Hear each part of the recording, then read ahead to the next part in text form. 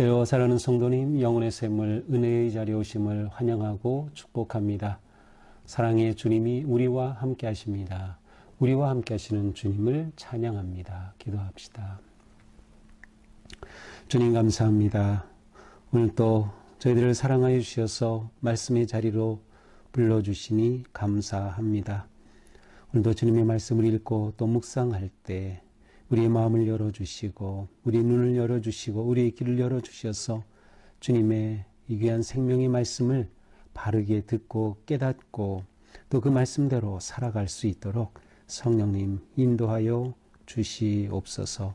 예수님 이름으로 기도합니다. 아멘. 오늘 말씀은 신명기 26장 1절에서 19절입니다.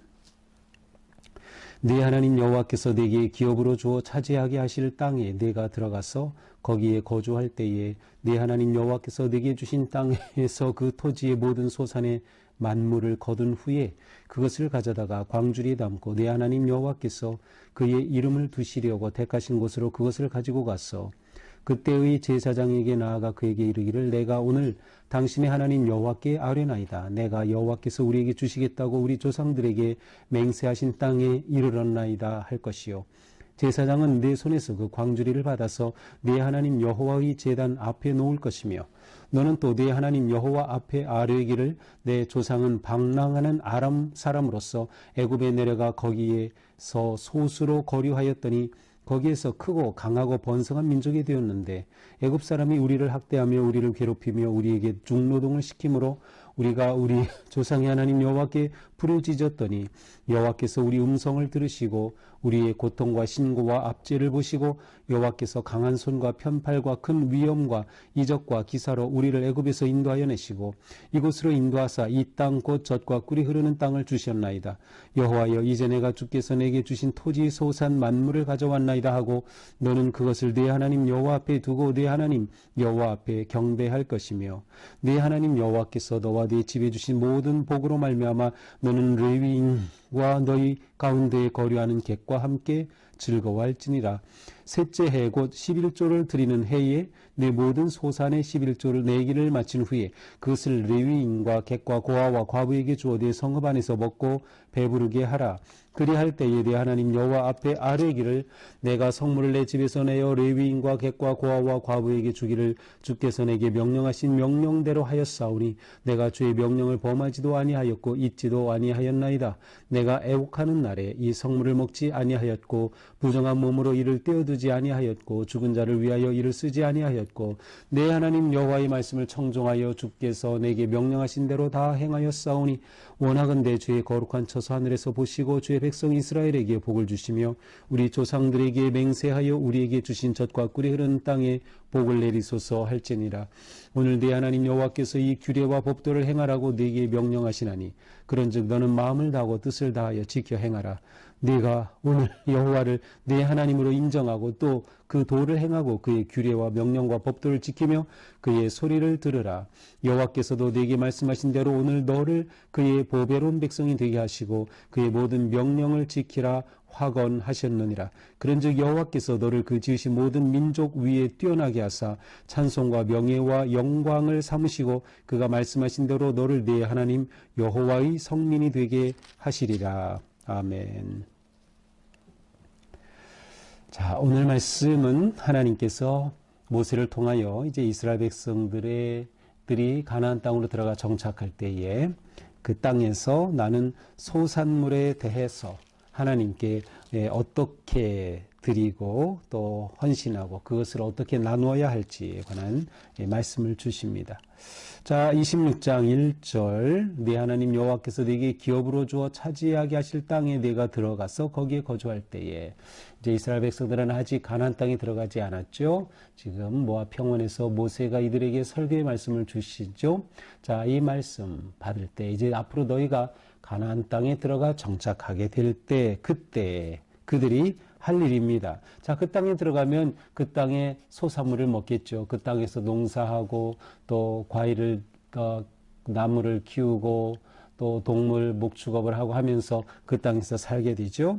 자, 그런데 2절에 보니까 그 땅에서 이제 토지에서 소산물이 나올 때 소산물의 만물, 곧 첫 번째 소산물을 거둘 때 그것을 어떻게 합니까? 그것을 가져다가 그 소산물을 광주리에 담아서 여호와께 이름을 두시려고 택하신 곳, 아마도 이것은 이제 중앙성소, 이스라엘의 모든 신앙의 중심지가 되는 중앙성소. 이때는 아직 모세는 뭐 성전이라든지 이러한 개념은 없었어요. 성막은 있었지만 그러나 이 성막과 같이 이스라엘 백성들이 그들이 예배하고 하나님께 나아가 제사할 중앙성소로 가져가는 것이죠. 자, 그것을 가져다가 제사장에게 가져갑니다. 그러면 제사장은 그에게 첫 소산물을 바치는 사람에게 말하죠. 당신의 하나님 여호와께 아뢰나이다. 이렇게 하라라고 하면서 어떻게 해야 할까를 쭉 이렇게 설명해 줍니다. 자, 제사장 앞으로 그 예물을 가지고 나가서 만물 소산의 첫 번째 그 소산물을 가지고 가서 하나님께 아뢰는 것입니다. 내가 여호와께서 우리에게 주시겠다고 우리 조상들에게 맹세한 땅에 이르렀나이다. 우리가 이렇게 하나님의 은혜로 이 땅에 들어와 이렇게 정착하였고 이곳에서 이렇게 소산물을 얻게 되었습니다. 정착하고 있음을 하나님의 은혜를 기억하는 거죠. 인정하는 거죠. 그렇게 하나님께 우리가 이 땅에 왔습니다 라고 말하라. 그러면 제사장은 그 광주리를 받아서 어떻게 합니까? 여호와 앞에 제단 위에 올려놓습니다. 그러면 이제 또 5절에 이렇게 또 말합니다. 내 조상은 방랑하는 아람 사람으로서 방랑하는 아람 사람, 이것은 이제 야곱을 가리키는 표현입니다. 야곱은 사실 아람 사람은 아니죠. 그러나 아마도 이 야곱이 아람 여인인 그러한 레와와 라헬과 결혼했기 때문에 아람 사람으로 또 그 지역에서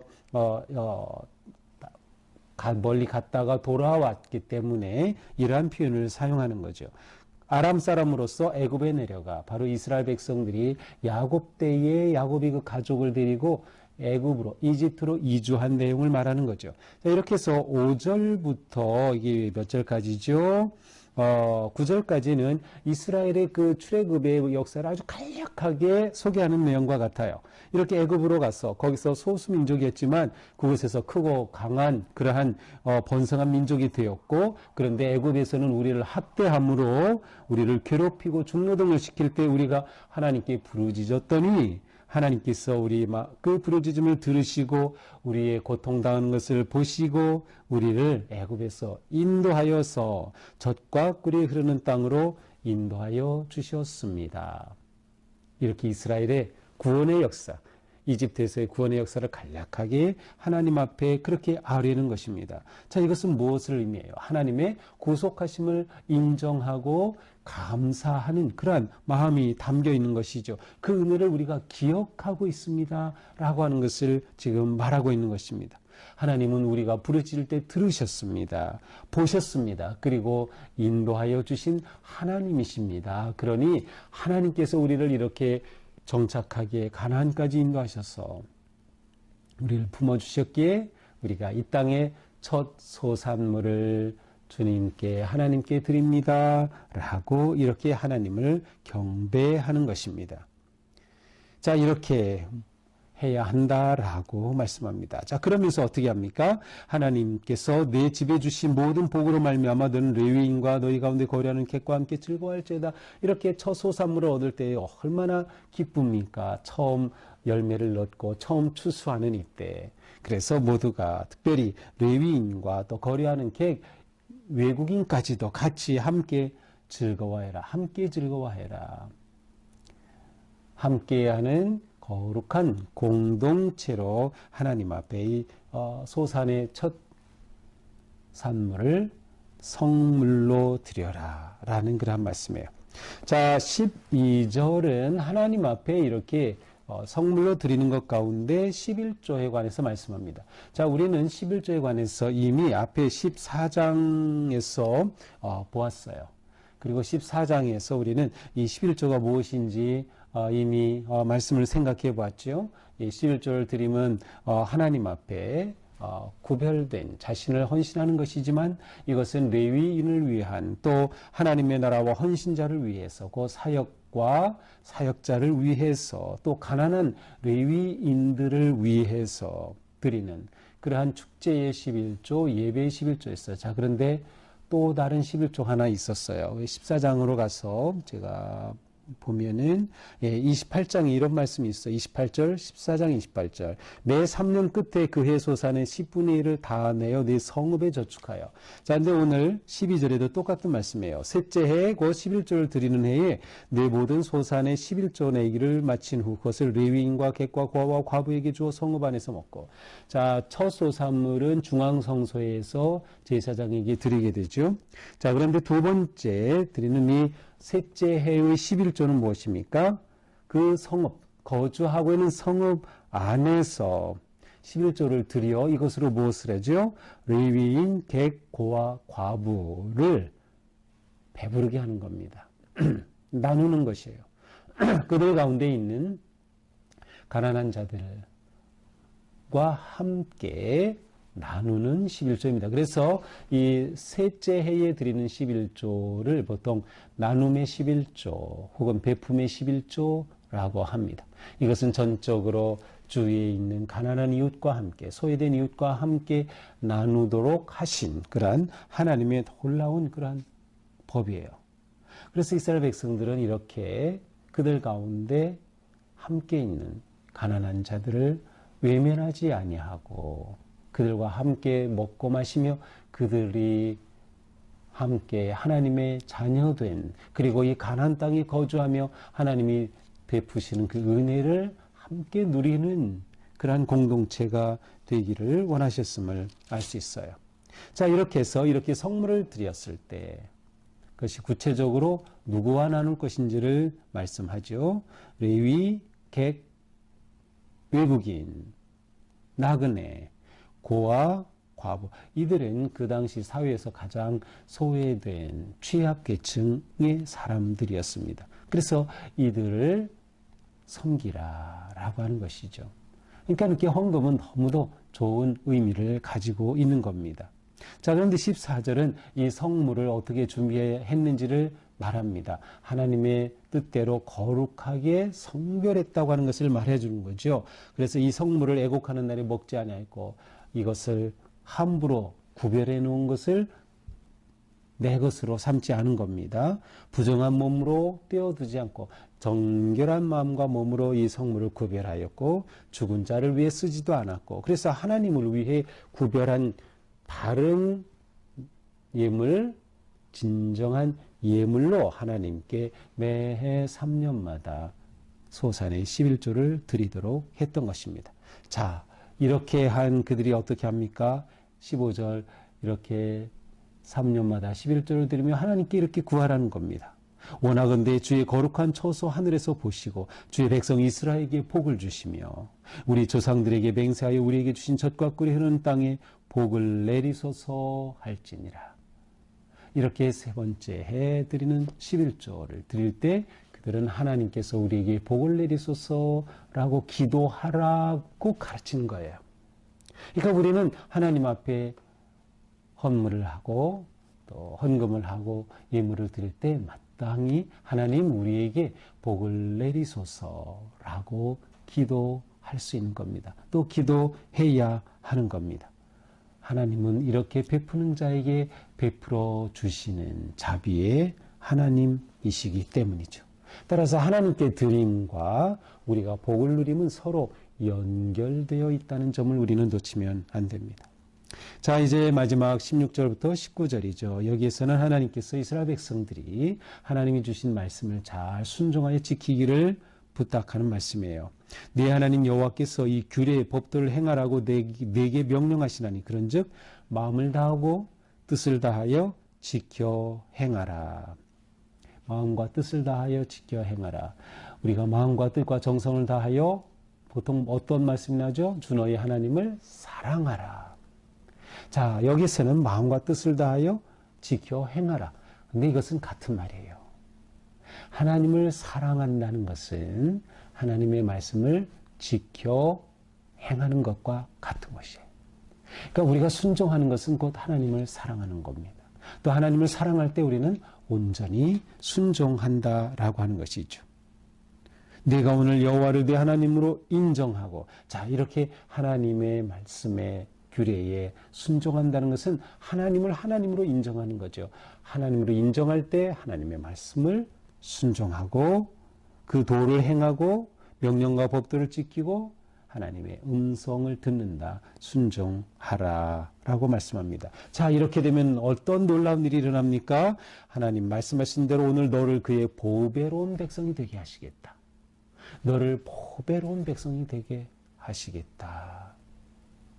사실은 보배로운 백성이 된다고 하는 것을 직역하면 하나님께서 너를 소유로 삼으신다라는 거예요. 주인이 되신다. 완전히 하나님의 것이 된다. 그런데 하나님께서 이것을 소중하게 여기시는 소유물이다. 그런 의미예요. 하나님께서 귀하게 여기시는, 혹시 가지고 있는 귀하게 여기는 거 있나요? 반지라든지 어떤 폐물이라든지 뭔가 소중하게 여기는 거 있나요? 바로 그런 것처럼 하나님이 너희를 그렇게 보배로운 백성이 되게 하실 것이다. 그러므로 여호와께서 너를 지으신 모든 민족 위에 뛰어나게 하사 찬송과 명예와 영광을 삼으시고 그가 말씀하신 대로 너를 네 하나님 여호와의 성민이 되게 하시리라. 이렇게 하나님께서는 하나님의 말씀에 순종하고 따를 때 보배로운 백성이 되게 하시고 그들에게 하나님이 그들을 찬송과 영광과 명예의 그러한 자녀로 삼아주시겠다라고 하는 놀라운 약속의 말씀입니다. 자, 오늘 말씀을 보면서 오늘 말씀은 한마디로 보배로운 백성으로 이렇게 살아라 라는 말씀을 볼 수 있어요. 너희는 하나님의 보배로운 백성으로 이렇게 살아라. 어떻게 우리가 보배로운 백성으로 삽니까? 하나님으로 인정하는 겁니다. 여호와를 하나님으로 인정하는 거예요. 하나님께서는 우리가 하나님 인정하는 것을 너무나도 기뻐하셔요. 우리가 하나님 되심을 인정하고 그 이름을 경배하고 하나님께 예배하고 감사할 때 하나님은 너무도 기뻐하시죠. 하나님을 하나님으로 인정하고 여기서부터 출발하는 거예요. 하나님을 하나님으로 인정하게 될 때 우리는 그 하나님께 순종하겠죠. 그 하나님을 사랑하게 되겠죠. 그 하나님께 감사하겠죠. 감사한다고 하면 저 소산물을 감사의 제물로 드리겠죠. 또 매해 나눔의 11조를 드리겠죠. 매번 소출에 11조를 드리겠죠. 이렇게 하나님께 드림의 삶으로 성장하게 되는 것이죠. 또한 하나님께서 우리를 보배로운 그러한 백성으로 삼으신다 할 때 우리는 바로 함께 서로 사랑하며 베푸는 삶을 사는 겁니다. 이렇게 함으로 하나님의 은혜를 함께 즐거워하는 거예요. 나 혼자가 아니에요. 함께 즐거워하는 거예요. 베푸는 거예요. 나누는 거죠. 이것이 하나님께서 우리에게 기대하시는 삶이다. 이렇게 될 때 우리는 하나님의 보배로운 백성으로 살게 되는 것이다. 이렇게 되면 우리는 하나님이 주시는 그 말씀 한 구절 한 구절을 귀하게 여기고 그 말씀에 순종하며 따르게 되는, 그래서 오늘 본문처럼 도를 행하고 법도를 지키고 음성을 듣고 순종하는 그런 놀라운 삶이 이어질 것입니다. 오늘 하루도 우리가 하나님의 보배로운 자녀로서 함께 그 은혜를 누리고 기뻐하는 복된 하루가 될 수 있기를 축복합니다. 기도합시다. 주님, 저희를 하나님 앞에 거룩하고 보배로운 자녀로 삼아 주시니 감사합니다. 우리가 하나님의 보배로운 자녀답게 여호와를 하나님으로 인정하고 또 하나님께 감사하고 또 하나님께 기쁨으로 헌신하고 드리며 또 하나님 베풀어 주신 것을 사랑으로 나누고 함께 즐거워하는 정말 아름답고 거룩한 주님의 백성다운 삶을 살아가도록 인도하여 주시옵소서. 주시는 말씀과 규례와 법도를 지켜 행하는 자들이 되게 하시고 순종의 삶으로 하나님께 영광을 돌리는 거룩한 저희들이 되게 하여 주시옵소서. 예수님 이름으로 기도합니다. 아멘. 네, 오늘도 하나님의 은혜 안에서 우리 삶이 이처럼 거룩하고 아름답기를 축복합니다. 사랑합니다.